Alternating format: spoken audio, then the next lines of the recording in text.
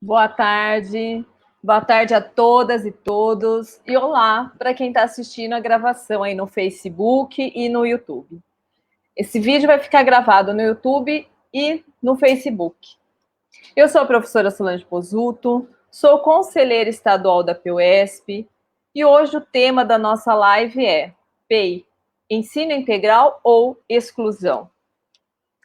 Estamos em pandemia, hoje é dia 6 de maio de 2021. Já temos 415 mil mortes pela Covid-19 no Brasil e são 50 dias com a média mais de 2 mil mortes por dia. Então, muito elevada ainda essa média. Quero agradecer aqui a presença de todas e de todos e de todos. Compartilhem essa live, comentem, façam as perguntas que nós vamos passar para quem estiver aqui debatendo. Esse assunto é de interesse de todas as pessoas, né? De todo mundo que está preocupado aí com a educação. Hoje teremos o professor Dr. Eduardo Girotto, a professora Sueli Oliveira e a professora Gislaine Marongani. A Sueli e a Gislaine também são conselheiras estaduais da PUESP. A Sueli é diretora estadual da PUESP. Em plena pandemia, o secretário estadual da Educação, Rocieli, e o governador João Dória estão impondo às escolas o projeto de ensino de tempo integral, um projeto excludente. Educação integral ou desigualdade educacional? É justo ter que escolher entre estudar e trabalhar? As escolas vão conseguir, né, garantir as condições de infraestruturas mínimas? E os jovens que precisam estudar à noite, como fariam? Então, eu já quero chamar aqui a Sueli. Boa tarde, Sueli, tudo bem? A Sueli Oliveira é diretora estadual da PUESP. Boa tarde, Solange. Boa tarde. Boa tarde a quem está nos ouvindo. Dizer que a Solange também é conselheira estadual da PUESP, e aí coordenadora do Fórum Municipal de Educação e membro também do Conselho Municipal de Educação. E muito importante estarmos hoje aqui fazendo um debate com vocês sobre o que o governo está querendo fazer na nossa região, nas escolas de Campinas, dentro das escolas estaduais, em várias cidades. Dizer para vocês o porquê que nós também estamos fazendo essa live hoje, muito importante, por isso agradeço a vocês que estão aqui nos ouvindo, compartilhe também essa live. Eu quero dizer que, lamentavelmente, o governo do estado de São Paulo, no momento tão drástico que nós estamos vivenciando no nosso país, na nossa cidade, com mais de 400 mil vidas, não são estatísticas, são vidas perdidas. E num momento como esse, lamentavelmente, o governo do estado de São Paulo, o Dória e o Rocieli, eles querem aprovar um projeto de ensino integral nas escolas públicas. Lamentavelmente, sabe por quê? Primeiro, porque nós estamos vivenciando um momento drástico dentro dessa pandemia. E isso pressupõe o quê? Você debater com a comunidade, você debater com os professores, você debater com os alunos. E quando eu digo fazer um debate amplo e democrático, não significa simplesmente você estar chamando-os aqui através de uma live. Até porque nós sabemos as condições dos nossos alunos, das famílias, as dificuldades também que têm para ter acesso a tudo isso. E nada como você fazer um amplo debate presencial.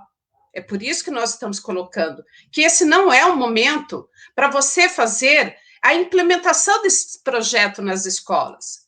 Nós queremos que todos os professores, que toda a comunidade e os estudantes façam parte desse debate. Sim. E eu quero também estar aqui iniciando dizer que a diretoria de ensino, Campinas Oeste, já fez várias lives. Inclusive, entrei em contato com a dirigente de ensino, fiz a solicitação para que o sindicato também pudesse estar participando em conjunto dessa live e nós colocarmos o nosso posicionamento. Ao mesmo tempo, não fazemos discursos separados, para que todos os professores e professoras pudessem também olhar os dois lados. Olhar, porque a moeda tem os dois lados. E nós precisamos fazer um debate coerente, democrático, participativo, sim. E nós não podemos ter um único lado, só da diretoria de ensino. Porque eles fizeram um debate e fizeram uma convocação para que os professores pudessem estar participando dessa live. E, lamentavelmente, nós não pudemos estar juntos aí para que os professores pudessem também estar nos ouvindo. Poucas também são as escolas que dão abertura para que o sindicato possa estar entrando, falar também o seu posicionamento, a sua proposta, o seu pensamento realmente desse projeto que querem colocar a qualquer custo. Aí nós temos que questionar, mas se eles barram tanto o sindicato para o sindicato poder também se posicionar, por que eles fazem isso? Por que as escolas não dão abertura para o sindicato também se posicionar em relação a esse projeto? É lamentavelmente que tudo isso esteja ocorrendo. É lamentavelmente que tudo isso esteja ocorrendo, porque não poderia. E os professores têm o direito, sim, de saber qual é a posição do sindicato que os defende. Então, nós colocamos aqui que não concordamos com esse debate nesse momento tão drástico que vivenciamos da pandemia. Lamentavelmente. Então, o que nós queremos colocar aqui para vocês? Que para nós, do sindicato, esse é um momento que nós temos que realmente pensar nos estudantes, pensar na vida, a vida em primeiro lugar.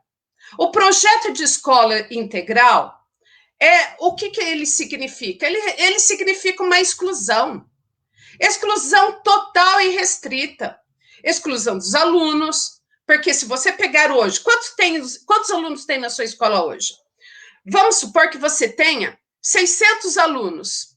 Ao transformar numa escola de período integral, a escola não vai ter isso daí, porque ela faz, sim, uma seleção de alunos. Ela não fica com todos os estudantes. Os professores. Nesse momento, é até possível ficar com os professores das escolas que estão, porque eles vão precisar da assinatura de vocês para que esse projeto seja aprovado. Mas pode ter certeza que na avaliação de 360 graus, muitos de vocês serão excluídos. Muitos serão excluídos. Sabe por quê? Esse tipo de escola, eles ficam com professores por perfil. É isso que eles colocam. É o perfil que eles vão determinar para aquela escola. E nós temos que pensar que nós estamos numa sociedade e que nós não podemos ter ilhas de excelências dentro de um único estado. O que é isso? Se nós realmente queremos uma educação boa para todos os jovens, para todos os estudantes, não precisamos formar ilhas. Basta simplesmente o governo valorizar a educação pública.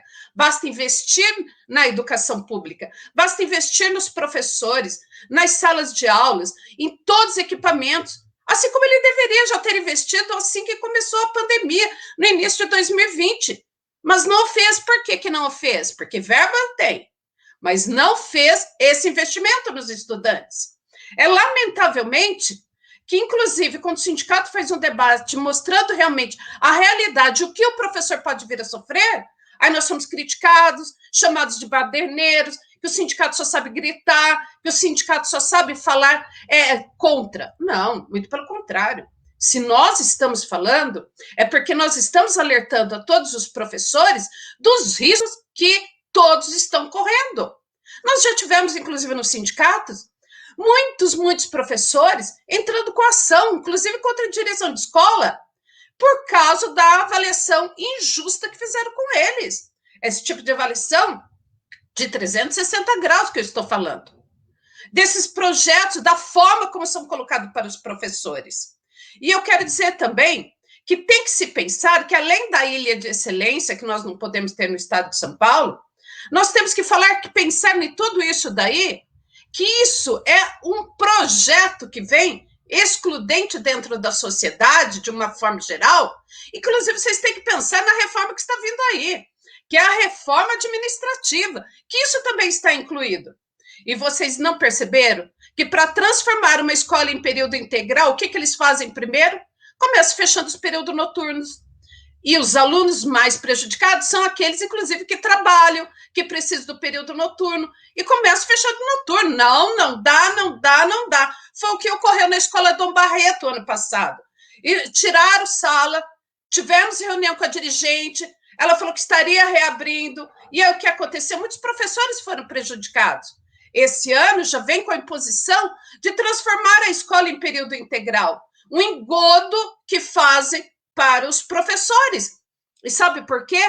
Porque eles colocam, não, vocês vão ganhar 75%, 75% de gratificação em cima do seu salário base, que não é incorporado ao salário. 75%, que isso daí acaba prejudicando a si próprio e a todos os alunos.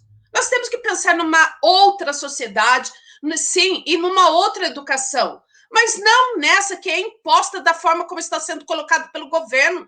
Por isso que nós temos que debater, sim. Nós queremos educação de qualidade, nós defendemos a educação de qualidade, defendemos os professores e professoras, defendemos a todos pelos seus direitos, defendemos o aluno também, porque o aluno tem direito a estudar no período que ele quer e tem que respeitar o momento dele também, porque o aluno também precisa trabalhar. O aluno, tem muitos alunos que ajudam a sustentar a sua família. E o período noturno, aí resolveram, sabe o quê? Para pegar todos os professores, dividir em 2 períodos, mas isso não é também suficiente. Não podemos permitir que o governo faça ilhas de excelência. Nós temos que juntos estarmos na defesa da educação pública, então que transforme todas as escolas. É isso que nós queremos. Ah, não, vamos pegar o quê? Uma aqui, outra ali. Assim como nós temos uma única universidade pública, gostaríamos que tivesse muito mais. Ah, não, mas não dá, então vamos ficar com ela. Não, nós vamos continuar também fazendo a luta por mais universidades públicas. É isso daí que nós queremos dizer para vocês. Não podemos aceitar esse tipo de implementação que exclui professores, que exclui alunos, que exclui a comunidade de modo geral.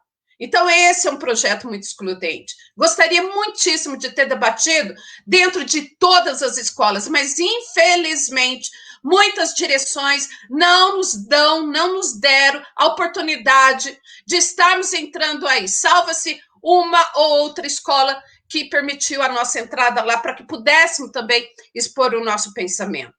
Então, dizer, não, mas os alunos vão ter uma educação melhor.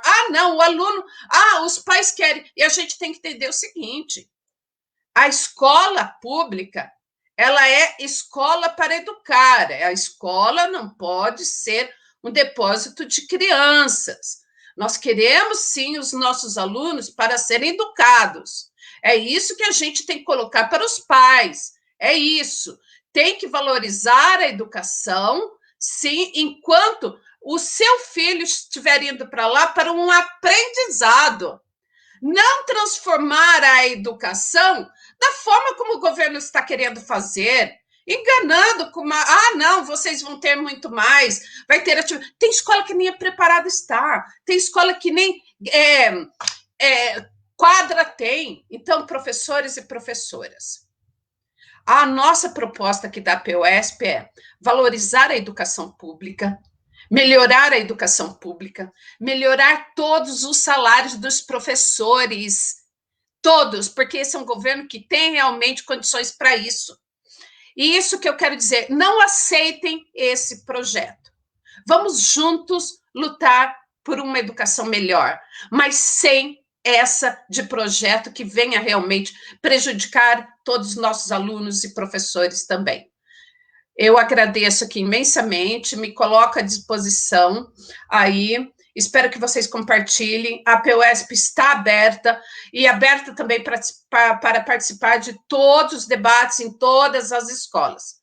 Nós, conselheiros e conselheiras, também queremos estar presente com vocês. Obrigada. Eu que agradeço, Sueli. Muito boa a sua fala.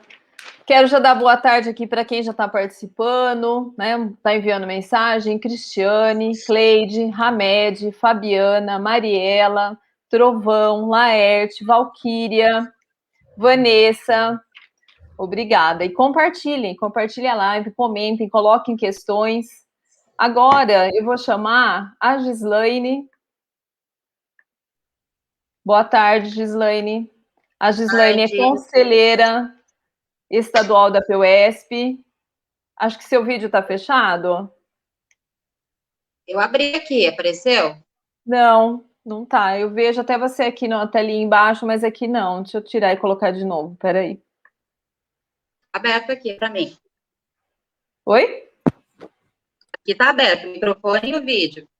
É, mas não tá aparecendo o vídeo aqui. Ué, vamos tentar de novo aqui. Fechei. Agora aparece fechado. O som tá saindo? O som tá. Agora eu fechei e vou abrir. Eu vou abrir de novo. Abrir de novo. Então, mas não aparece. Se aparece travada ali embaixo e aqui não aparece. Ué. Será que tem que sair aqui e abrir de novo? Vamos Você lá, quer tentar sair, voltar? Vou tentar sair e voltar, porque ele fica carregando, mas não aparece. Para mim tá aberto aqui, e tá tudo conectado aqui. Mas vamos lá, vou tentar sair e abrir de novo. Tá bom. Pessoal, compartilhem a live, coloquem já as questões, né? Compartilhem nas escolas que vocês sabem aí que já está com o projeto em andamento, com votação. Essa votação está acontecendo, às vezes, por formulário, não estão chamando nem o conselho, então é complicado. Daqui um pouquinho nós vamos falar com o professor Dr. Eduardo Girotto, já está presente aqui conosco, tá? Ele vai falar sobre dados, pesquisa, né? Então, não é assim uma opinião. Então, muitas vezes as pessoas falam assim, vocês só têm opinião, é uma opinião de vocês. Não, são dados que são consultados. E o professor vai falar sobre isso. Tá? Temos também o Davidson, também agora que está participando. Vamos esperar para ver se a Gislaine consegue entrar. Enquanto isso, vão colocando, tá? Ó, o Davidson coloca aqui, ó, boa tarde. O prazo para aderir ao projeto é outubro de 2021. Estão forçando agora, com medo dos professores vacinados voltarem ao presencial para fazer o debate. Muito bem. Né? Nós, em sala de aula, vamos conseguir fazer esse debate com a população, com os estudantes e as estudantes, e pode ser que o projeto não seja aprovado. Oi, Gislaine. Tá me ouvindo, Gislaine?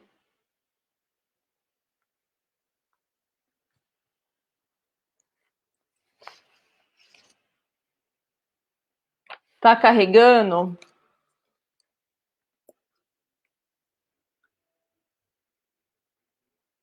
Eu vou chamar, então, o professor, tá? Eu vou ler aqui o currículo dele e depois eu passo a fala para a Gislaine. Enquanto isso, ela vai tentando conectar novamente. Então, nós vamos falar agora com o professor Dr. Eduardo Girotto. Ele é doutor, professor do Departamento de Geografia da USP, coordenador do LEMAD, Laboratório de Ensino e Material Didático, onde desenvolve pesquisas, articulando pesquisa educacional, ciência de dados e cartografia. É coordenador do projeto Atlas, da Rede Estadual de Educação de São Paulo, pesquisador da REPU, Rede Escola Pública e Universidade. Boa tarde, professor. Boa tarde, Solange. Prazer estar aqui conversando com vocês. Prazer é nosso. Já agradeço a sua participação, né?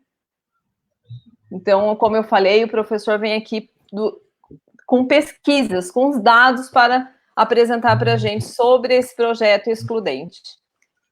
A palavra é sua. Obrigado, Solange. Então, queria agradecer novamente o convite para poder estar conversando. Todos os anos acontece uma coisa semelhante, que é quando esse projeto chega nas escolas de maneira bastante impositiva, sem o debate democrático, nós, da Rede Escola Pública Universidade, que é um grupo de pesquisadores e pesquisadoras de 7 universidades públicas do estado de São Paulo, né, que se reúne desde 2015 para produzir informação com qualidade socialmente referenciada, tentando entender as intencionalidades das políticas educacionais. A Repu surgiu num contexto das ocupações de escola em 2015, tentando demonstrar quais eram os elementos, quais eram as intencionalidades que estavam por trás daquele grande projeto de reorganização escolar. Lembro que, naquele contexto, o governo justificava a reorganização escolar dizendo que existiam salas ociosas, classes ociosas, e que mesmo a transição demográfica pela qual o Estado de São Paulo passava, era responsável pela diminuição dessas classes. A gente conseguiu comprovar numa série de pesquisas que foram publicadas em revistas nacionais e internacionais, em livros. Nós publicamos uma nota também técnica. Nós demonstrávamos que não havia sustentação nos dados da própria demografia do Estado de São Paulo, nos próprios dados que a Secretaria Estadual de Educação produz, de que não existiam classes ociosas, como a gente tinha, inclusive, uma falta de vagas para um conjunto grande de estudantes que ainda não foram atendidos, que ainda não são atendidos na rede estadual. Então, desde lá, a gente tem produzido uma série de estudos. Eu, especificamente, tenho me dedicado a estudar o programa Ensino Integral, né? Principalmente desde 2016, a gente teve um conjunto de publicações também sobre o programa Ensino Integral. A gente lançou em 2019 o Atlas da Rede Estadual de Educação de São Paulo, pela editora CRV de Curitiba. No Atlas, nós analisamos detalhadamente o que esta política traz e tem produzido de efeito sobre a rede. Nós publicamos, junto com o professor Fernando Cássio, da Federal do ABC, um artigo que foi publicado na revista Educação, Textos Analíticos, que é uma revista também internacional, e esse texto teve uma repercussão muito grande, com publicações na Carta Capital, na Folha, e parte, inclusive, das transformações que o programa sofreu, principalmente a partir de 2019, principalmente com isso que tem acontecido agora, que é a proposta do turno integral de 7 horas, já a resposta do governo estadual às críticas que nós construímos nesses materiais, nesses documentos. Então, para que a gente possa entender o que significa o programa Ensino Integral, eu acho que a gente precisa olhar para algumas coisas, e eu vou tentar fazer uma fala bastante didática para a gente poder entender o que está em jogo, né? É importante dizer que o programa Ensino Integral não é o primeiro programa de educação, de ensino em tempo integral na rede estadual. O primeiro programa de ensino em tempo integral na rede estadual é um programa de 2005, que foi constituído ainda quando estava à frente da Secretaria Estadual de Educação de São Paulo, o Gabriel Charita, durante o governo do Geraldo Alckmin, que é o programa ETI, Escola de Tempo Integral. Este programa tinha uma outra perspectiva, era uma ideia, não pressupunha, por exemplo, a questão do professor com a gratificação para dedicação exclusiva, mas quem eram contratados eram os oficineiros para poder atender esses alunos no contraturno. A maioria dessas escolas do programa Educação em Tempo Integral eram em zonas periféricas e era muito na perspectiva daquela escola de acolhimento social. O estudante ficava ali o dia inteiro, mas pouco se preocupava com a aprendizagem deles, pouco se preocupava com melhoria da infraestrutura escolar, da formação dos professores, assim por diante. Em 2012, novamente no governo Alckmin, durante o secretariado do professor Hermann, o que vai acontecer é a proposição de um novo programa de ensino integral. Ele é pensado em 2011 e é lançado em 2012, que é o programa Ensino Integral, o PEI. Eu queria chamar a atenção, acho que o primeiro elemento que a gente precisa diferenciar no nosso debate, tanto o ETI quanto a PEI não são programas de educação integral. A educação integral é um conceito mais amplo que pressupõe um debate sobre qual é a formação para esse sujeito que envolva as suas diferentes dimensões como pessoa, que reconheça a complexidade dos saberes, que reconheça a formação desse sujeito para lidar com a complexidade do mundo. Então, portanto, a apropriação das ciências, dos conhecimentos profissionais, de uma série de dimensões que não estão sendo priorizadas nesses dois programas. Trata-se única e exclusivamente de programas de ensino em tempo integral. Então, a proposição é você oferecer mais tempo na escola para um conjunto de estudantes focado numa perspectiva de ensino bastante restritiva. E isso eu vou falar um pouquinho mais à frente. O que o governo do Estado de São Paulo aponta como aquilo que seria os benefícios da PEI? Ou seja, por que a PEI tem sido defendida, e é importante chamar a atenção que a PEI está sendo proposta pelo governo na substituição da ITI. Então, a ITI é um programa que está em franco declínio e que há a tendência de que ele acabe nos próximos anos e seja substituído pelo modelo PEI. O que está em jogo o que o governo do Estado de São Paulo diz é que o PEI é um programa de excelência porque produz resultados. E aí eu quero chamar a atenção de que o governo estadual, a Secretaria de Estado da Educação, compreende qualidade educacional como sinônimo de resultado em avaliações padronizadas. Então, quando ele fala, olha, o programa Ensino Integral aumenta a qualidade educacional, ele está dizendo, o programa Ensino Integral produz melhores resultados nas avaliações padronizadas. A principal avaliação padronizada que nós temos em São Paulo hoje é o SARESP, que é uma prova basicamente de português e matemática e uma prova de múltipla escolha. É isso que ele está chamando de qualidade educacional. Então, aqui já cai por terra a ideia que se trata de um programa de educação integral, porque é um programa, na verdade, com foco no ensino de português e matemática para avaliações padronizadas. Isso já representa um dos elementos que é de estreitamento curricular. Ao invés da gente ter um programa, ao invés do estudante estar mais tempo na escola e vivenciando um currículo diferenciado, com mais oportunidades de aprendizagem, com mais oportunidades de diálogo com diferentes conhecimentos, você tem um currículo que é voltado para uma lógica apostilada e diretamente relacionada com a produção de resultados em avaliações padronizadas. Isso precisa ficar bem evidente para que a gente não confunda os conceitos. Então, o governo do Estado de São Paulo diz, olha, esse programa, quando a gente olha para os dados, mostra que quando a escola se torna uma escola PEI, ela melhora em 60%, 70%, 80% os seus resultados nessas avaliações padronizadas. No SARESP, e aí, claro, produzindo melhoras no indicador central do Estado de São Paulo, que é o indicador que é o IDESP, que é composto basicamente pela nota do SARESP e os dados de fluxo escolar, né?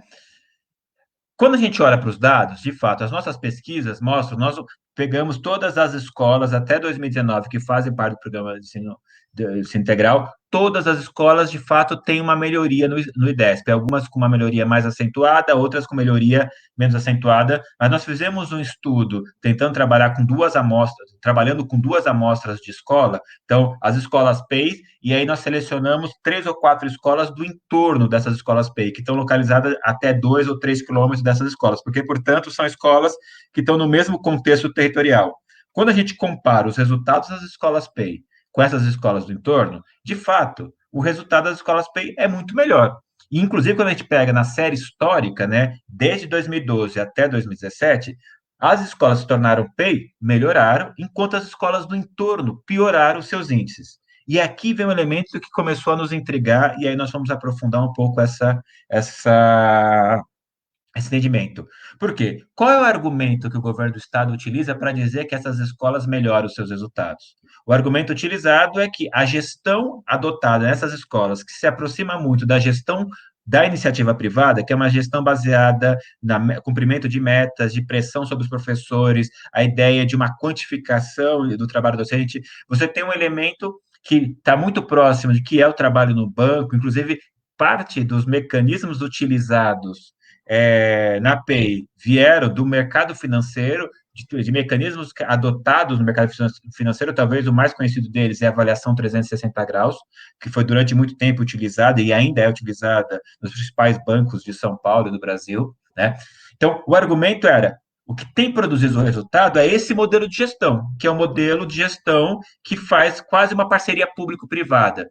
Inclusive, esse modelo de gestão pressupõe a não estabilidade do professor na escola. Significa que esse professor pode ter a sua designação, eu acho que é importante dizer isso, né? O professor da escola PEI, ele não tem estabilidade na unidade escolar, ele pode ter a sua designação cessada a qualquer momento.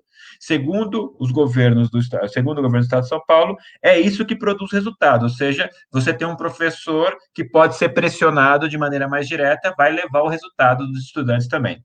O que a gente foi percebendo nos nossos estudos? Que, na verdade, esses resultados, eles são fabricações. E o que a gente está chamando de fabricação? A gente está utilizando um conceito proposto pelo professor Stephen Ball, que é um sociólogo da educação da Inglaterra, que tem estudado de maneira bastante aprofundada as políticas neoliberais de educação, não só na Inglaterra, mas em diferentes partes do mundo. E ele vai entendendo como essas políticas, que têm como intuito produzir índices educacionais a qualquer custo, como elas são conduzidas. No caso da escola PEI, a produção dos índices, ou seja, a fabricação desses índices, é uma fabricação extremamente artificial. E como se produz essa artificialidade? Todo mundo sabe que o grande desafio da escola pública, que é universal e que precisa ser universal, é lidar com as desigualdades, que são as desigualdades sociais e que adentram que fazem parte da dinâmica escolar.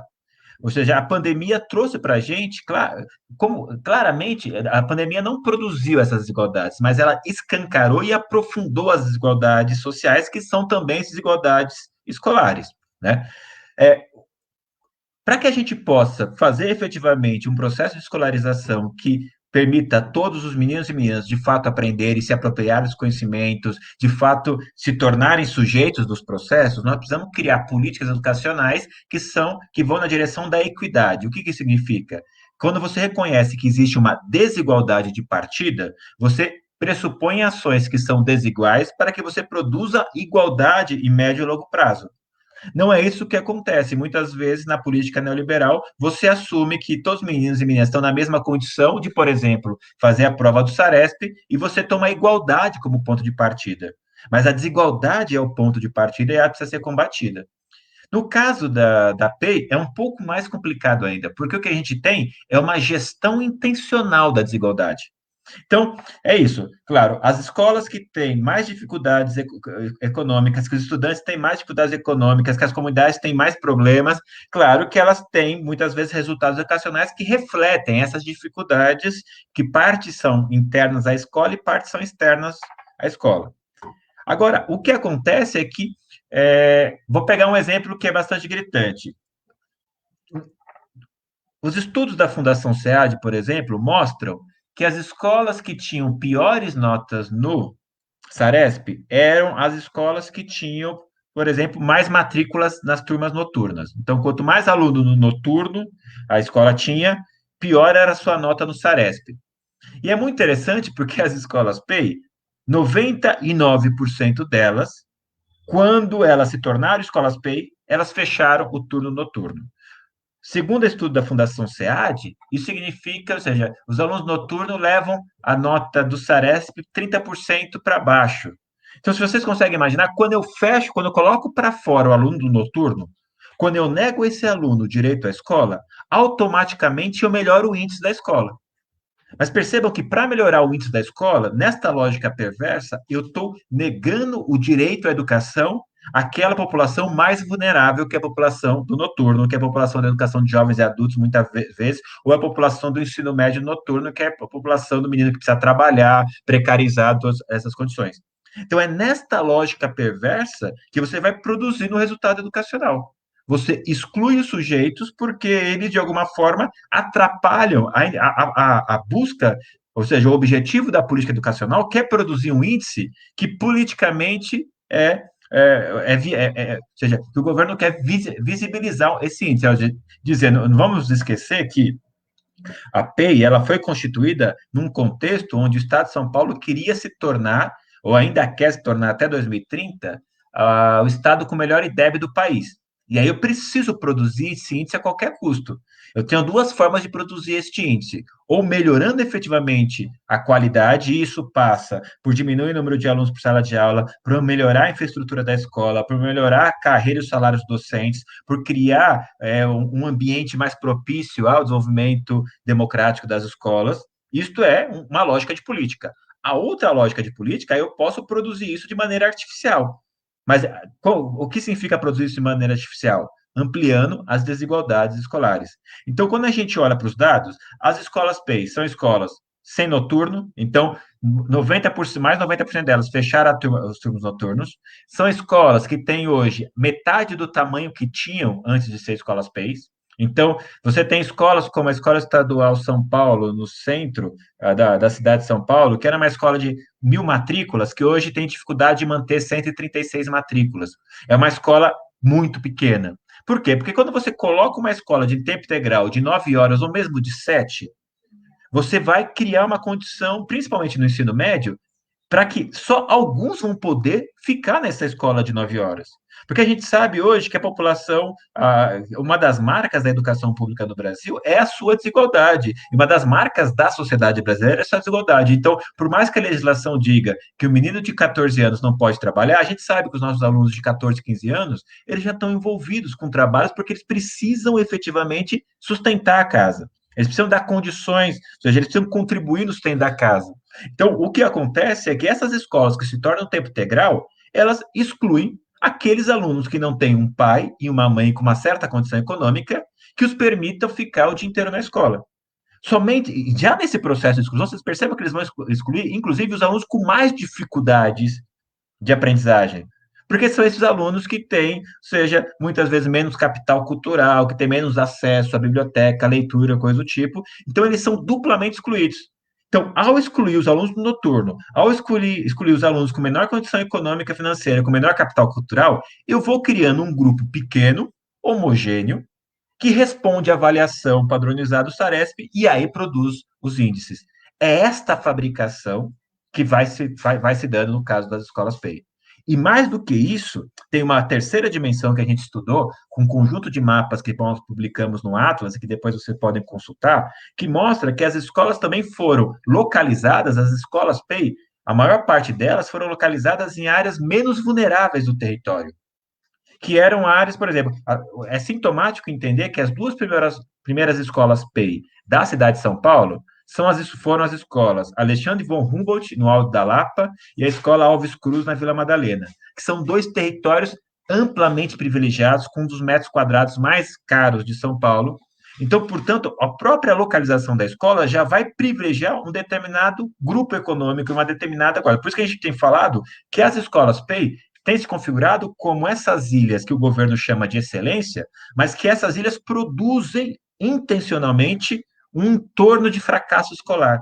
Porque esses alunos, e aí esse é outro elemento das nossas pesquisas, ao estudar as escolas do entorno, enquanto essas escolas PEI com 120, 200 alunos são escolas privilegiadas em determinados elementos, as escolas do entorno se tornam escolas superlotadas, ainda mais precarizadas, com piores condições. Então, você vai produzindo um processo, por isso que a gente tem chamado de gestão intencional da desigualdade. E isso, nós acabamos de entrevistar o secretário Furwald, e ele deixou com todas as letras isso claro. Ele nos disse, olha, onde nós fomos buscar esse projeto? Nós fomos buscar esse projeto em Pernambuco, no Colégio Pernambucano, e lá, a escola de tempo integral foi pensada para formar uma elitezinha, até ele disse isso, formar uma elite dentro da escola pública, para atrair novamente parte da classe média para a escola pública. Então, sempre foi pensado como uma escola para poucos, uma escola para produzir resultados, uma escola, e resultados nesse sentido do resultado padronizado, e nesta perspectiva da produção da desigualdade. Então, essa é uma primeira dimensão que nós precisamos ficar muito atento. Ao aceitar a escola PEI, nós estamos contribuindo nesse processo de gestão da desigualdade, nós estamos ampliando a exclusão na rede estadual de São Paulo, que já é uma rede excludente. E não vamos pensar, o governo estrategicamente começou a partir de 2016 a passar a localizar também algumas dessas escolas PEI em áreas periféricas. Como se isso for, uma das críticas nossas, olha, as escolas estão sendo localizadas nas áreas centrais, mas a nossa crítica não era só sobre isso, era vários elementos que explicavam a exclusão. Este é um deles, mas o governo pegou um desses elementos de crítica e falou, então, vamos começar a colocar escolas nas periferias. Mas isso também ampliou, porque as escolas da periferia, ou seja, já eram escolas grandes, e eram escolas importantes, porque de manhã o menino estudava, porque à tarde ele cuidava do outro irmão. E aí, vice-versa, você tinha uma dinâmica familiar. Quando você torna a escola de tempo integral dentro de uma dinâmica que não respeita os tempos das famílias, que não respeita os tempos da periferia, você também aumenta as desigualdades também nos espaços periféricos. Então, em todas as dimensões que nós analisamos até aqui, nós percebemos que as escolas de tempo integral são escolas que ampliam as desigualdades. Então, essa é uma primeira dimensão. Na outra ponta, foi se percebendo cada vez mais pela política educacional que a escola PEI era uma excelente estratégia do governo estadual de testar uma nova modalidade de carreira e de contratação docente. Eu quero chamar a atenção que a escola PEI ela é o meio do caminho de uma tentativa de mudar, que começa lá em 2008, com a implementação da categoria O, e que vai se aprofundando. O que chama atenção é, o governo tenta convencer os professores de que eles terão uma gratificação e de que isso vai significar muita coisa no salário. O que eu quero chamar atenção é que a escola de tempo integral não vem acompanhada de uma política de carreira em tempo integral, de um regime de dedicação exclusiva.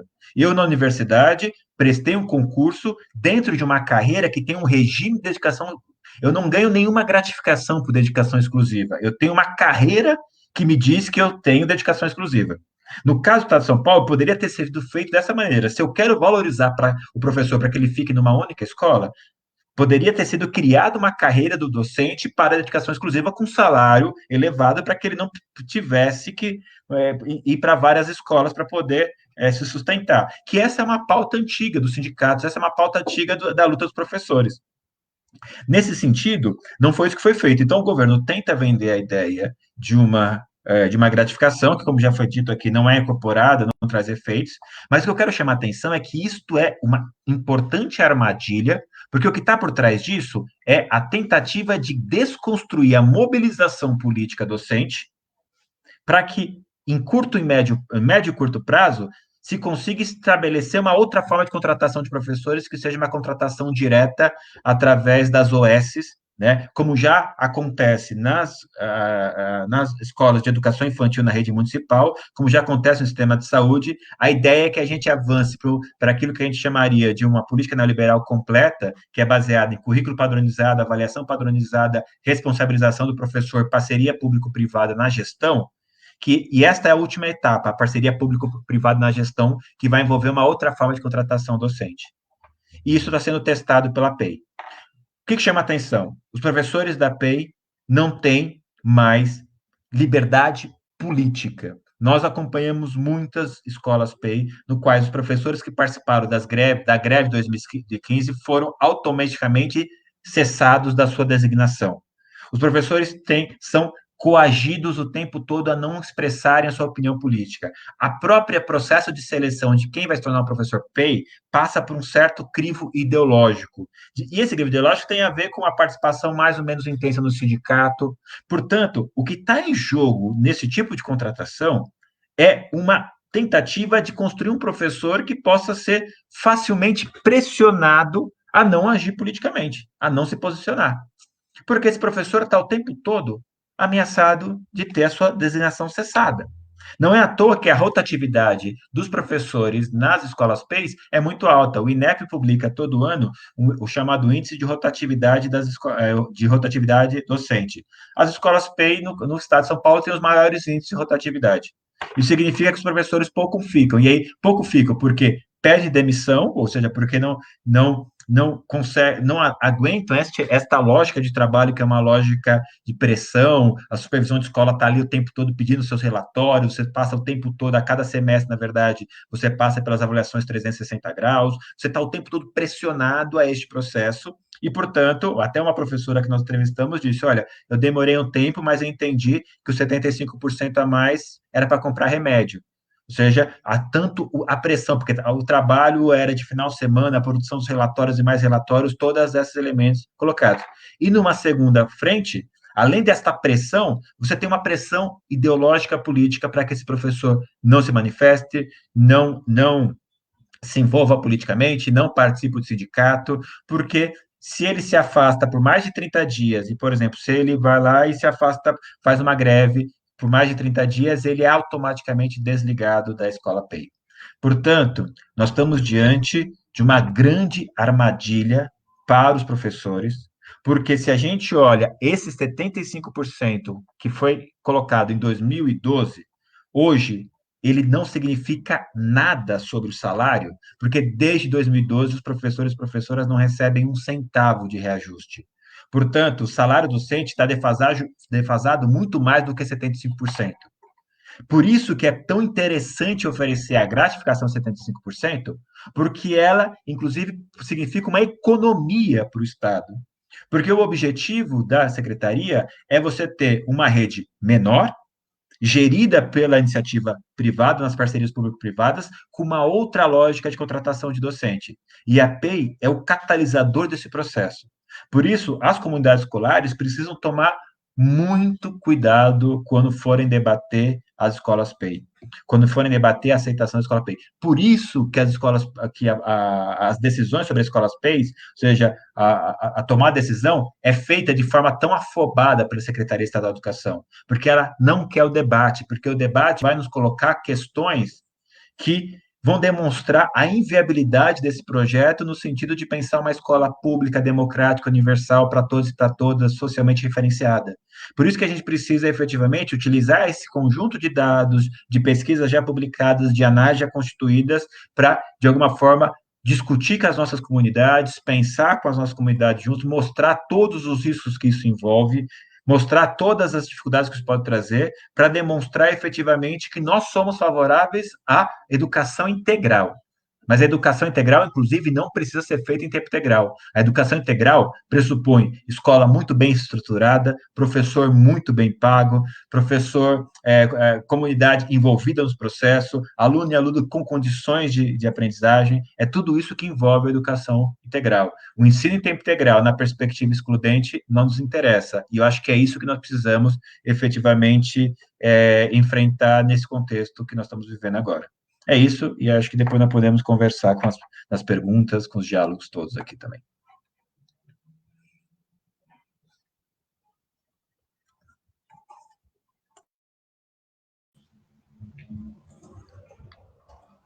Vou colocar a Sueli aqui também, mas muito boa a sua fala.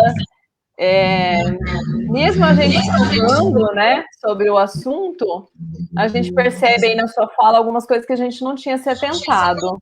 Então, essa questão, por exemplo, 75%, isso a gente já tinha estudado, é sobre o salário base, mas sem considerar as gratificações. Agora, essa visão de que o governo vai economizar, isso é real, né? Porque é 75% e às vezes ele ganha menos do que se ele estivesse em duas escolas, né? Se o professor tivesse em duas escolas, ele estaria ganhando mais. Então, e os professores muitos não estão vendo isso. Eu acho que a equipe gestora de algumas escolas até entendem ver isso, mas também não esclarecem, porque eles querem uma rede menor, né? Uma escola menor. Eu acho que alguém está com 2 aparelhos ligados. Você está, Sueli? Que está dando um eco? Não? Ah, está dando um eco. A Gislaine conseguiu entrar. Eu não sei se a Sueli quer fazer alguma questão para o professor antes. Se a Gislaine estiver aí, você pode colocar ela. Depois eu falo. Eu só quero agradecer o professor.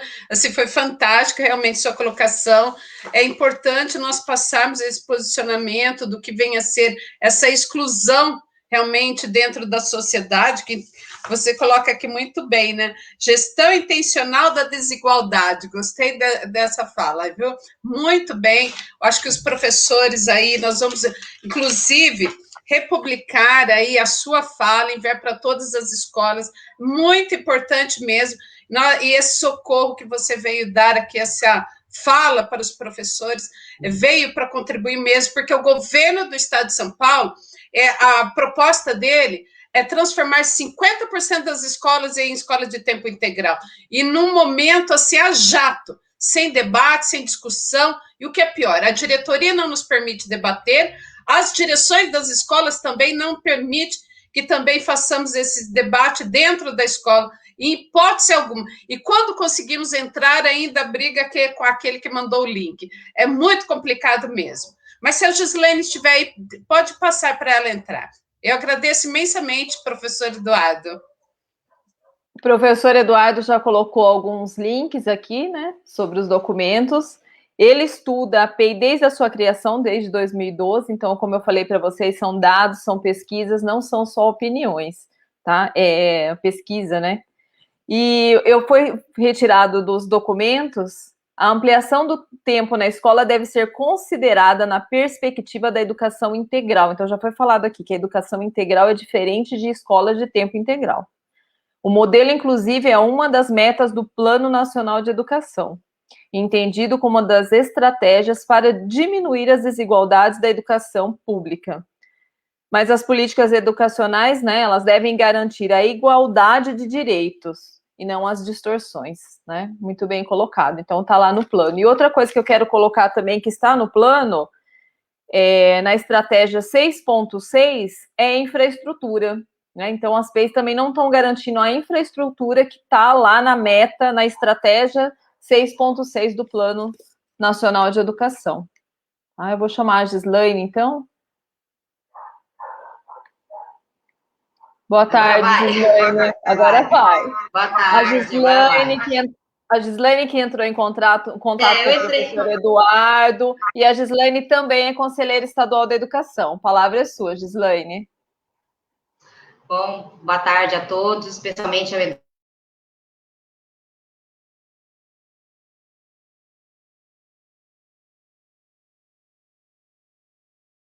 Com vocês, depois desse trio, e especialmente depois da explicação aí de toda a apresentação do Eduardo, é uma sacanagem comigo, né? Depois de tudo isso que já foi dito. Mas eu só tenho que agradecer realmente todos vocês, e principalmente Eduardo por essa contribuição, e dizer que a nossa luta, né, para que esse projeto seja de fato discutido, porque é necessário que a gente se empodere desse debate, que a comunidade escolar entenda o que de fato está acontecendo, quais são as implicações desse projeto, quais são as armadilhas aí que estão sendo impostas, porque a verdade é que isso está sendo imposto, e todo ano nós temos o mesmo problema, né? O ano passado, o Eduardo esteve na escola em que eu trabalhava, ele foi lá participar, e graças também à participação dele, aos esclarecimentos que ele deu, nós conseguimos, pelo segundo ano consecutivo naquela escola, barrar o projeto de escola integral, né? Mas é todo ano essa luta, né? E há aqueles que acreditam que não vale a pena mais lutar diante dessa imposição, porque é uma política de Estado e que vai acontecer mais cedo ou mais tarde, né? Eu já sou do grupo que vale a pena, que acredita que vale a pena, sim, uma vez que nós não concordamos com esse tipo de imposição, e que fica claro, ficou evidente na explicação do Eduardo, que é um projeto que não atende a comunidade escolar de fato, que não é bom para o professor, porque ele acirra essa competitividade, não melhora o ambiente escolar, não melhora, de fato, o aluno, a vida do aluno. Então, a gente tem que se impor, de fato, no sentido de propor o debate, né, para que a comunidade saiba, defina o que realmente é bom, né? E no momento de pandemia, não é possível fazer isso. Nós não temos condições de realizar esse debate de maneira ampla com toda a comunidade, com todas as implicações que nós temos. E, mais uma vez, né, parafraseando aí o ministro, estão querendo passar a boiada, né? Não é só o PEI. Nós estamos aí com vários golpes que estão sendo desferidos contra, principalmente, a educação. Esse desgoverno tem repulsa à educação e a nós, educadores. E aproveito aqui para dizer para vocês, a minha participação especial, como alguns sabem, eu estou aqui no momento mesmo reclusa por questões de saúde, estou em tratamento médico, então, assim, já era um compromisso que eu tinha assumido antes, por isso que eu estou aqui. A luta continua, né, independente de qualquer coisa, a gente, mesmo em casa, mesmo tendo que se cuidar, a gente não pode se furtar à luta, E é isso. Contem comigo da maneira que dá. E mais uma vez, obrigada, Eduardo. Obrigada por tudo. Obrigada, professora Gislaine. Eduardo, eu quero só dizer que quando você coloca que o 75% é para comprar remédios, eu quero dizer que muitos professores, para continuar trabalhando dentro das escolas, eles precisavam comprar o remédio antes, porque o remédio Rivotril é o tempo inteiro que sustenta eles para entrar dentro dessas escolas. E além dos processos final do ano, que eles procuram muito o sindicato para entrar com processo porque foram mal avaliados. Então, é o tipo do programa, realmente, que você explicou maravilhosamente aí, que os professores não podem, não devem, hipótese alguma, aceitar. Eu tenho, assim, total... Muito boa a sua fala. Tem uma pergunta aqui do professor Hamed.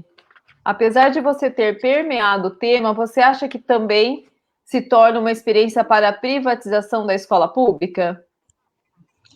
Eu penso, Solange, que a gente tem acompanhado alguns documentos internacionais, e uma parte importante desses documentos internacionais tem participação de autores e autoras brasileiros, de ex-secretários de Educação do Rio e de São Paulo. Então, a Maria Helena Guimarães de Castro participa da construção de alguns desses documentos, a professora Cláudia Costin participa de outros, né?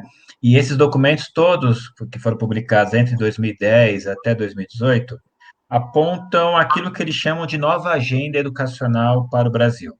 Nessa nova agenda educacional para o Brasil, uma das coisas que eles chamam a atenção é o problema do alto custo da educação pública brasileira. Então, isso aparece recorrentemente nos documentos. O que eles chamam desse alto custo da educação no Brasil? E, basicamente, eles dizem que o alto custo está atrelado ao professor. Ou seja, o professor no Brasil é caro demais. E ele é caro demais por alguns motivos apontados nos documentos que a gente já escutou por aí em vários lugares, né? O primeiro motivo é relacionado à formação, se exige demais para ser professor no Brasil, 4 anos, licenciatura plena, essa coisa de um professor que seja formado com ensino, pesquisa, extensão, e tem alguns documentos que o Banco Mundial propõe a ideia de treinamento docente de 4, 5, 6 semanas no máximo, baseado na ideia do notório saber, ou seja, qualquer pessoa com ensino superior completo poderia se tornar professor fazendo um treinamento de 4, 5 semanas, e hoje nós já sabemos que existem empresas do terceiro setor no Brasil que oferecem esse tipo de treinamento, por exemplo, o Ensina Brasil, que é uma entidade que oferece esse tipo de treinamento de 6 semanas. Mas o que eles mais apontam é que o que encarece a docência no Brasil é o tipo de contratação dos professores. Essa contratação por meio de concursos públicos. Então, eles defendem que seja construído um novo aparato jurídico-político que garanta outros tipos de contratação aos professores, e aí eles vão defendendo que isso passa por uma mudança de gestão da escola, de ampliação das parcerias público-privadas. Então, isso está na pauta da agenda política. Então, quando a gente olha, por exemplo, em alguns casos, isso avança no sentido da militarização. Então, se avança parcerias com... Claro, você controla você controla diretamente o professor por meio do processo de militarização, como aconteceu em Goiás, como acontece hoje no Paraná de maneira explícita, como acontece com o projeto federal de militarização das escolas, né? Mas você tem, numa outra frente, esta assinatura de contratos com grandes fundações, Instituto Ayrton Senna, Fundação Lema, uma série de órgãos que passam a vender modelos de gestão, né, para resultado, o MMR é um desses modelos de gestão para resultado. Então, uma série de elementos que são trazidos do mundo. A própria consultoria, né, que está por trás do PEI, que é o Parceiros da Educação, é uma consultoria que é um pool que reúne esses grupos todos empresariais, né? Hoje, o principal consultor das escolas PEI é o Jorge Guzzo, que é alguém que vem do setor privado também, da Philips, traz todo esse conhecimento do setor privado como um conhecimento que fosse suficiente para entender o que é a escola. Só que eu acho que não vai parar por aí. Ou seja, na minha perspectiva, o que se coloca vamos imaginar, a meta é, de fato, 50% das escolas com PEI. Com isso, a gente vai colocar... Tem dois fenômenos que vão acontecer nesse processo, né? Que é o fenômeno além da exclusão, é o da municipalização forçada.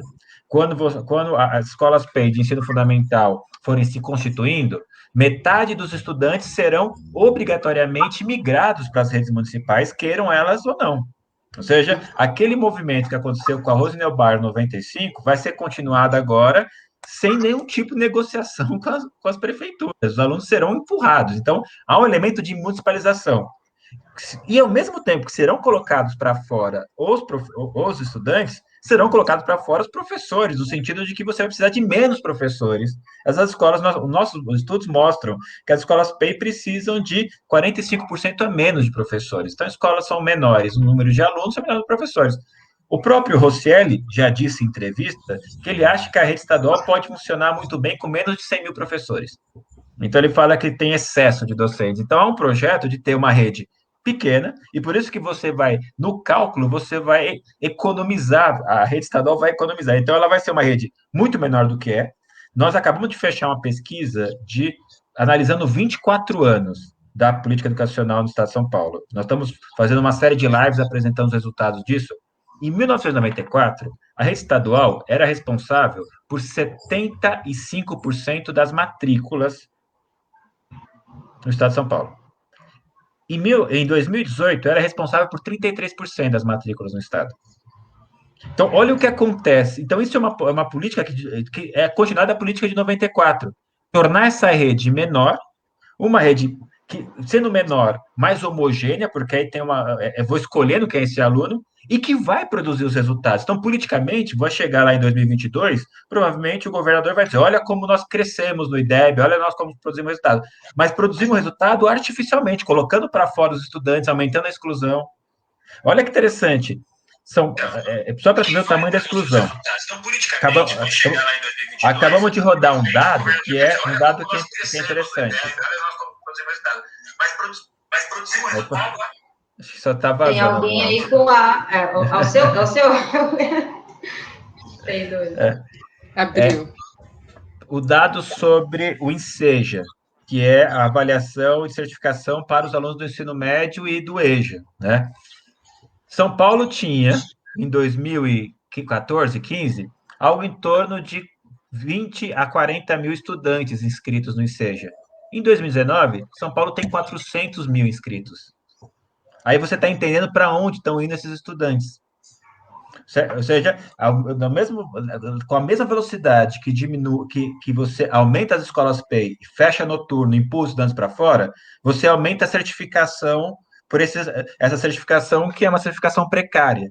Então, são vários elementos para a gente levar em consideração. Então, na minha perspectiva, Ahmed, nós estamos efetivamente produzindo uma rede menor, pequena, com menos problema, porque a gente está colocando, entre aspas, aquilo que nós consideramos problema para fora, para fazer aquilo que a gente fez com as rodovias paulistas. Ou seja, você vai lá, arruma o asfalto, você resolve tudo, e aí você passa para a concessão privada. É isso, você vai passar... E aí, qual que vai ser o discurso? É que com a iniciativa privada funciona. Com a iniciativa privada a gente tem resultado. E isso passa, eu acho que tem um elemento importante, por isso que é bom estar aqui nessa discussão com o sindicato, isso passa pelo enfraquecimento do sindicato. Ou seja, a PEI é a estratégia política de enfraquecimento dos sindicatos.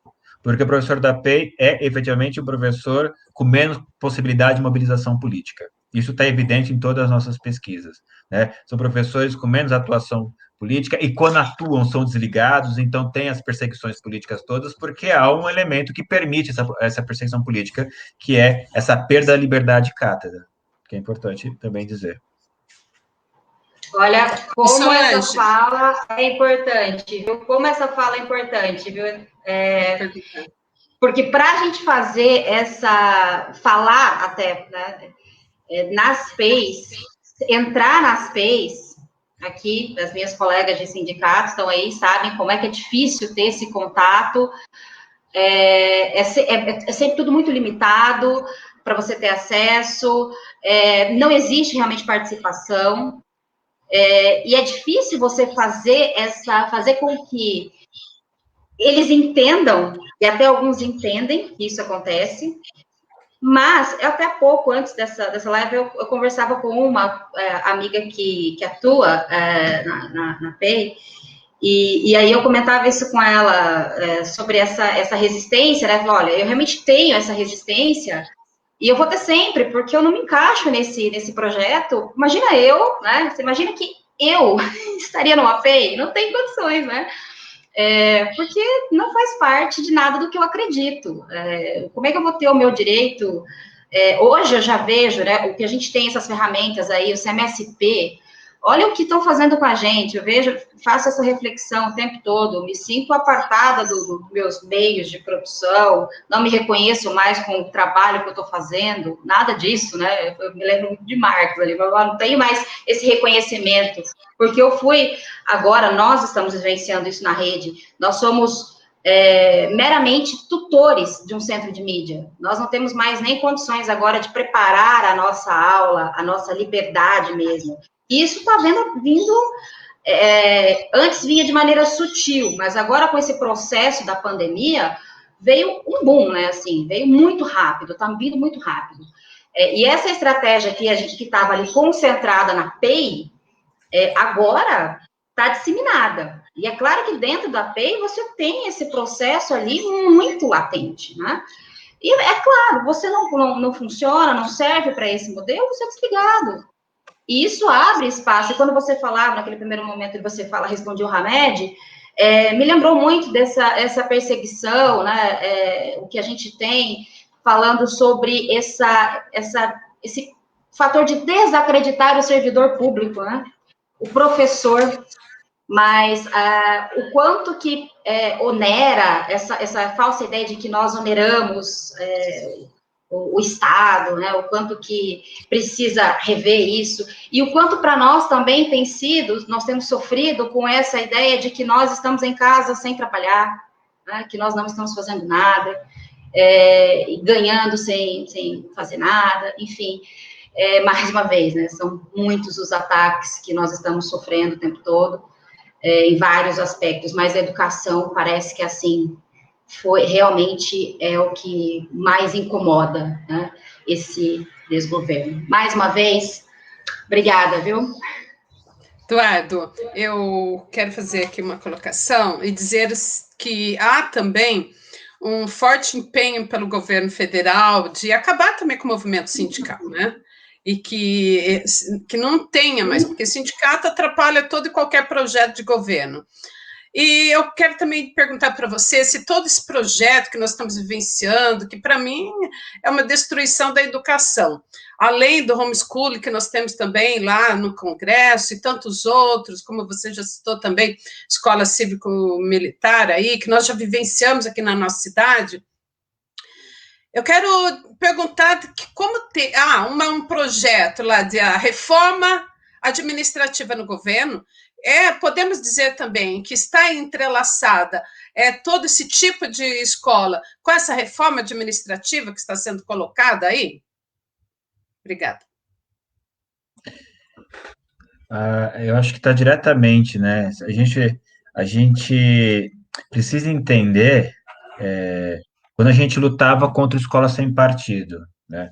A escola sem partido tinha uma pauta que era inconstitucional, a priori, né? Só que, basicamente, a escola sem partido barrava num elemento que é uma conquista dos movimentos sindicais, e principalmente no movimento do sindicalismo vinculado aos professores, que é a defesa da carreira docente a partir do concurso público. Né? Essa é uma defesa histórica, e isso porque, no caso de nós, professores e professoras, isso significa direito de não ser perseguido pelas suas opiniões, direito de poder exercer com plena liberdade essas opiniões, e isso é um elemento importante, né? Isso não significa que nós também não podemos ser punidos quando nós ultrapassamos os limites disso. A gente sabe quais são os limites éticos da profissão, todos os elementos que estão postos também. Agora, quando a gente olha para a reforma administrativa que está posta, ela é parte dessa agenda que é essa agenda que eu estou dizendo dos documentos desde 2010. Ou seja, nós estamos falando que nós somos a maior categoria do serviço público. E isso tem um elemento, ou seja, o Banco Mundial chama atenção o tempo todo. Por que o Banco Mundial escreve tantos documentos sobre educação? Porque interessa ao Banco Mundial não a educação em si, interessa a educação dentro de uma perspectiva econométrica. Ou seja, quanto custa este modelo de educação? Ou seja, quando a gente tem nos governos Lula coisas que a gente achou insuficientes, mas que foram necessárias e fundamentais, como, por exemplo, o piso, quando a gente fala assim, o piso tinha que ser muito maior, mas sem o piso seria muito pior. Ou a expansão dos institutos federais, teria que ser muito maior, mas sem a expansão seria muito menor. Nem isto o Banco Mundial aceitou. O Banco Mundial dizia que o piso era um problema, porque criava desequilíbrio nas contas públicas. Criticava o modelo de expansão dos institutos federais, porque dizia que este é um modelo de educação muito caro. Mas é um modelo de educação que todos nós pensamos que é o mínimo necessário para os estudantes, que é um professor muito bem pago, com estrutura, com carreira, com condições de trabalho, que isso deveria estar universalizado como condições de carreira e trabalho. Mas, na perspectiva do Banco Mundial, é isto que produziu a crise do Estado brasileiro. Não é à toa que todo o discurso que vai derrubar o governo Dilma, que vai produzir toda a abertura para o governo Temer e depois para o governo Bolsonaro, é um discurso que vai dizer que a Constituição de 88 não cabe no orçamento. É preciso desconstruir a Constituição de 88, então essa história de universalizar direitos, de universalizar o direito à saúde, garantir acesso à educação para todos e para todas, isso passa a ser cada vez mais questionado. E isso vai resultar numa política educacional, que é uma política educacional que assume que não dá para universalizar. E que assume a desigualdade. Por isso que a gente fala que é uma gestão intencional da desigualdade. Eles estão assumindo que não dá para a gente garantir educação pública de qualidade para todos e para todos. Então, eu vou criar guetos. Isso está na fala do secretário. Isso que mais nos chamou a atenção. Está intencionalmente na fala daqueles que pensaram a política. De dizer, olha, nós vamos intencionalmente criar uma escola que é para poucos mesmo. E esta é a nossa lógica de política educacional. Então, nós precisamos, efetivamente, retomar os princípios da universalização do direito, de que ou é para todos, ou a gente continua a reproduzir esse conjunto de privilégios que marcam a história do Brasil, e aí, por isso, nós precisamos ser bastante evidentes no diálogo com as comunidades, de demonstrar que todos eles têm direito. Acho que uma das coisas importantes a gente dizer para as comunidades escolares, no momento da discussão, é que metade deles que votarem a favor da PEI não vão ficar na PEI. Isso é uma coisa importante. E eu não estou dizendo isso, eu estou dizendo isso de entrevista feita com pais e mães que votaram a favor da PEI e que seus filhos não foram matriculados, porque não tinha vaga para eles. Ou porque os filhos tinham que estudar e tinham que trabalhar. Então, nesse sentido, é demonstrar que é uma... Porque algumas mães falam assim, agora eu vou ter onde deixar meu filho o dia inteiro na escola. Isso não vai acontecer para metade ou mais da metade dos estudantes. Inclusive porque se esse estudante começar a não produzir os resultados, né, acho que vale muito a pena ler o relatório do Tribunal de Contas do Estado de 2015, no qual ele analisa as escolas PEI, e ele cria, o Estado de São Paulo mostra, o Tribunal de Contas mostra que o Estado de São Paulo está descumprindo a Constituição porque ele está ferindo a isonomia, ele está produzindo na mesma rede duas condições de direito. Então, uma escola para um e uma escola para outro. E isso seja, fere completamente o princípio constitucional da isonomia, que tem que reger o direito público, tem que reger a ação do ente público, né? E aí o Estado, uma das conclusões do Tribunal de Contas é que não dá nem para comparar a escola PEI com antes dela ser PEI, porque o Tribunal de Contas é enfático. São duas escolas diferentes. Muda radicalmente o corpo docente, muda radicalmente quem são os alunos. Um dado que eles trabalham é uma escola PEI que eles analisam, as escolas PEI que eles analisam, antes de ser escola PEI, de 30% a 35% dos alunos recebiam Bolsa Família. Depois de se tornar escola PEI, menos de 5% recebem. É uma outra escola. Então, vai evidenciando para quem é essa escola, qual é a lógica que está se produzindo. E acho que isso precisa ser efetivamente denunciado. Está na mesma perspectiva, acho que a gente precisa sempre fazer os links com um projeto de reorganização escolar, que também trazia a mesma perspectiva, que é um projeto de gestão intencional da desigualdade. Nós temos que dizer que não é um erro da política excluir os alunos, é uma intenção da política. Não é um erro da política produzir uma escola que adoeça os professores, é uma intenção da política. E isso precisa estar evidente nos nossos debates também com as comunidades, para que a gente possa, de alguma maneira, ir para além disso. Porque, como eu disse, o governo, a partir das críticas, das audiências públicas que nós fizemos, dos artigos que nós publicamos, o governo propôs, por exemplo, fazer agora a escola PEI em 2 turnos, para dizer que vai continuar no noturno. Mas é pior ainda o resultado, porque uma escola que começa às 2 horas da tarde e vai até às 9h30, ela continua excluindo os mesmos sujeitos, porque o estudante noturno, eu fui professor durante muito tempo de escola pública também, eu sei quem é o estudante noturno, ele não chega às 7, ele vai chegar às 7h30, às 7h45, porque ele está, ou seja, ele pega o ônibus lotado, ele atravessou a cidade, ele vem de vários lugares para poder estar ali. E aí você coloca uma escola que vai das 2 da tarde às 9h15, quase às 10 da noite. Ou seja, o processo de exclusão vai se tornar o mesmo. Então, claro, estatisticamente, vai parecer que não está fechando noturno. Porque legalmente, qualquer turma que começa depois das 18 horas é noturno. Então, essas escolas que vão começar das 2, elas vão se enquadrar como turmas noturnas, mas vai só produzir um efeito estatístico. Mas o efeito do direito vai ser o mesmo, de exclusão. Sim, é até pior, né, o horário, porque antes das 7 até as 4, acho que é pior das 2 até as 9. E vocês colocam na pesquisa, né, que para a gente sair dessas políticas que geram desigualdades, a gente tem que discutir financiamento da educação pública. E eu acho que a gente discute pouco e a gente entende pouco de financiamento da educação pública. Então, eu acho que a gente tem que levar esses debates para as entidades, para os sindicatos, para os movimentos sociais e também para a escola, para os conselhos, para os grêmios, para a gente discutir financiamento da escola pública. Eu gostaria que você falasse um pouquinho sobre isso. Acho que, Solange, isso é um elemento, para mim, muito importante. A gente teve, na elaboração do Plano Nacional de Educação, uma série de embates importantes, no qual os movimentos sindicais, os movimentos sociais vinculados à educação, tiveram uma participação importante, decisiva, para garantir um plano educacional. Eu penso que o nosso plano de 2014 a 2024 é um plano que ele é mais do que uma meia vitória, né? É uma meia vitória para bem, né? Porque se a gente olha para algumas coisas e fala, foi uma meia vitória, mas a gente sentiu um pouco. Eu acho que a gente tem algumas grandes vitórias com o Plano Nacional de Educação. Talvez a principal delas seja o debate, a gente ter consolidado no plano a questão do financiamento.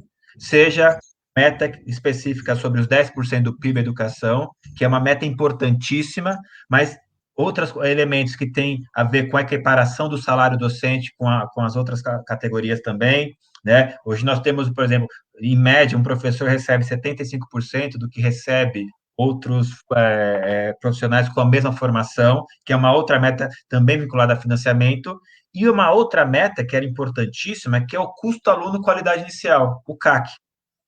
E é muito interessante porque, assim, isto era o projeto dos movimentos sociais, ou seja, esta era a pauta que nós conseguimos consolidar no Plano Nacional de Educação foi a pauta de financiamento.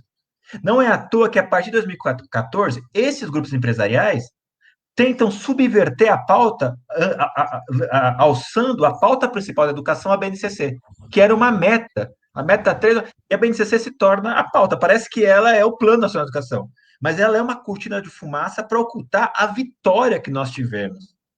Acho que parte, inclusive, do projeto que derruba a Dilma tem a ver contra esse projeto que está diretamente vinculado à vitória do Plano Nacional de Educação 2014. Porque, ou seja, você tem o Banco Mundial dizendo, olha, não dá para colocar mais dinheiro na educação, não, tem que fazer agora só gestão, coisa do tipo. Você tem um plano que coloca 10% do PIB, que pensa em valorização do professor, que pensa... E aí, de alguma maneira, nós não fomos suficientemente capazes de demonstrar essa estratégia política desses grupos empresariais de terem invertido a pauta, de terem pegado uma estratégia, não era nem uma meta, uma estratégia que era a BNCC, e tornar isso a política educacional e direcionar toda a atenção para isso. Percebe? E aí, é interessante, nós tínhamos, segundo o Plano Nacional de Educação, até 2016 para regulamentar o CAC, Custo Aluno Qualidade Educacional, que ampliaria substancialmente o investimento por aluno. Ou seja, que ampliaria o quanto nós colocaríamos nas escolas para infraestrutura, percebe? Mas desapareceu. Ou seja, nós não regulamentamos o CAC, nós não trouxemos isso para o debate e isso ficou perdido na pauta. Mesma coisa os 10% do PIB de educação, nós estamos num processo de decréscimo. Ou seja, nós alcançamos o patamar mais elevado em 2015. De 2015 para cá, nós temos um decréscimo de investimento do PIB de educação, com uma expectativa de diminuição ainda. Então, é nesse sentido que esses grupos privados utilizaram essa estratégia porque, efetivamente, eles querem, primeiro, mudar o modelo de gestão, mudar a lógica educacional, porque aí depois eles podem até ampliar o investimento, mas porque aí vai ser acesso privado dos fundos públicos. Aí eu posso aumentar, aí pode vir mais recurso para a escola, mas quando esse recurso passar efetivamente pela gestão privada. Então, tem um meio termo nesse processo, e por isso que eu acho que essas políticas como a PEI, elas são políticas de transição, elas são momentos específicos para mudar essa lógica. Não há, eu fico imaginando, se a gente passar por esse modelo de parceria público-privada, acho que em 5 anos a gente volta a discutir financiamento educacional. Você vai ver Fundação Lema falando que é preciso aumentar recursos para a educação, você vai ver todo mundo dizendo que falta recurso para a educação, assim como se fala hoje da saúde, seja porque parte do recurso da saúde está na mão da iniciativa privada, das OS, então falta recurso. Então é um pouco essas estratégias, e eu acho que a gente precisa de bastante formação política, mobilização, de discutir isso, e utilizar a própria experiência do debate da PEI para discutir isso também, né? Sim, ótima análise. Acho que a Sueli quer fazer uma questão, e eu vou começar a estudar mais sobre o financiamento, com certeza. Eu só tenho que agradecer, para mim está ótimo, foi excelente explanação. Então, eu vou passar para as considerações finais. Não sei se a Gislaine quer fazer alguma pergunta. Não? Não, é que essa última fala aí, esse link, né, em relação ao golpe, né, que derrubou a Dilma, é impossível não me recordar da fala, né, do ministro da Economia há pouco tempo, né, imperdoável, né, o filho do porteiro querer ser alguém, né, querer ter acesso à educação, isso me chamou muito a atenção, né, e aí eu me lembrei disso, né? Então, para que se investir, né, por que gastar, né, então é óbvio que isso é preocupante, né. Enfim, é isso. Já deixo com você, Gislaine, para fazer as considerações finais, depois eu passo para a Sueli, depois para o professor.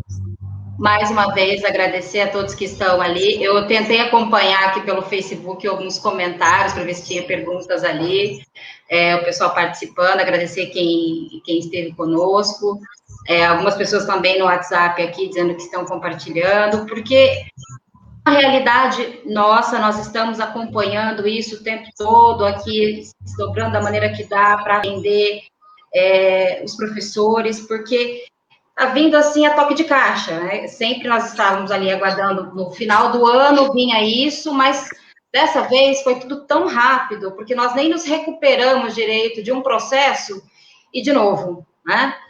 Essa coisa do passar boiada mesmo, né? E aí a gente está tentando fazer, e que bom que a gente pode contar com pessoas como você, com a Repu, que está produzindo material, que estão estudando, que está... Eu compartilhei com muitos dos nossos companheiros, nossos colegas, o material produzido por vocês, e é isso, a gente tem que se municiar, né, tem que se preparar com dados, e fortalecer, acho que para essa luta, o conhecimento, se empoderar desse debate, é o que faz toda a diferença nesse processo. Mais uma vez, obrigada por atender esse convite, esse chamado. Você sempre, sei que tem uma agenda bem complicada, bem corrida, mas, mais uma vez, obrigada. Obrigada, professora Gislaine, conselheira estadual da PUESP. Sueli, suas considerações finais. Eu agradeço imensamente ao professor Eduardo Donizete Giroto, excelentes suas colocações maravilhosas, vamos chamá-los mais vezes aqui para estar dando essa contribuição, excelente mesmo. Agradeço a Solange também aqui, nossa conselheira, a Gislaine, ao Hamed também, nosso conselheiro aí e coordenador da POS Subsede Campinas, que tem feito uma luta também incansável na escola dele, em outras escolas, contra a implementação dessas escolas PEI aí, a todos os conselheiros e conselheiras também que estão aí participando conosco, e agradecer aí a quem estiver aqui nos vendo, nos ouvindo, e a professor e professora. Não aceite essa escola PEI, não aprove, façam de tudo, façam debate, coloque a posição de vocês, não aprove esse projeto, professores e professoras. Contem conosco, nos chamem, estamos aqui à disposição de vocês, sempre, sempre, sempre mesmo. Conte conosco, mas não aprovem. Obrigada a todos vocês. Obrigada. Só lembrando que PEI sem discussão é imposição, né, gente? Então, sem discussão, não tem como implementar o projeto, né, gente? É isso. Sim, obrigada, Sueli. Sueli é diretora estadual da PUESP. Sueli e Gislaine que organizaram a live. Professor Eduardo? Eu também queria só agradecer o convite. Essa é a segunda live essa semana. Na verdade, essa foi uma live, mas na terça-feira eu tive a oportunidade de participar de um conselho de escola na região Taboão da Serra também, que estão discutindo a PEI, e foi muito importante participar, ouvir os pais, os estudantes, os professores, e a sensação que eu tenho é que também naquela escola a PEI não será aprovada, e é um pouco esse trabalho que é o nosso trabalho da Repu, dessa perspectiva de fazer com que os estudos produzidos na universidade, eu acho que é sempre bom ressaltar isso. Quem é a rede escola pública universidade? É um conjunto de, hoje, professores e professores universitários, pesquisadores e pesquisadoras da área de política educacional, mas que todos esses professores e professoras já foram professores da escola pública.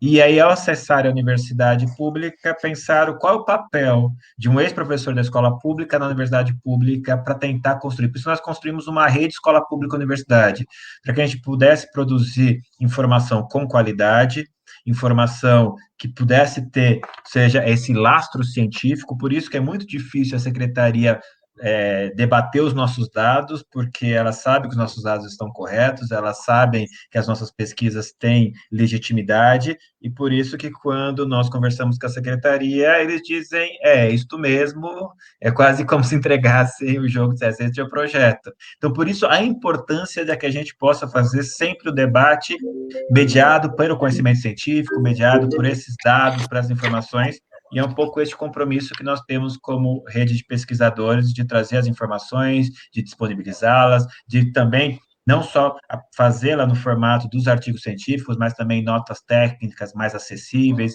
Eu deixei aqui o site da Repu para que vocês possam acessar também. Há um estudo hoje da Repu sobre a abertura das escolas, a taxa de contaminação dos docentes, que também é um estudo importante, que mostra a falcatrua dos dados, e o termo é este mesmo, é um termo pesado, mas é o termo mais adequado, o quanto a rede estadual trabalhou equivocadamente com os dados para dizer que não havia contaminação. Então, vale a pena a gente fazer esses diálogos, e eu reforço esta proposição. É fundamental a discussão, e é fundamental que a gente não leve à frente um projeto como a PEI, que é um projeto que amplia as exclusões, que aumenta o controle sobre o trabalho docente e que, em longo prazo, vai trazer muito mais problemas do que algum tipo de benefício para a rede estadual paulista. É isso.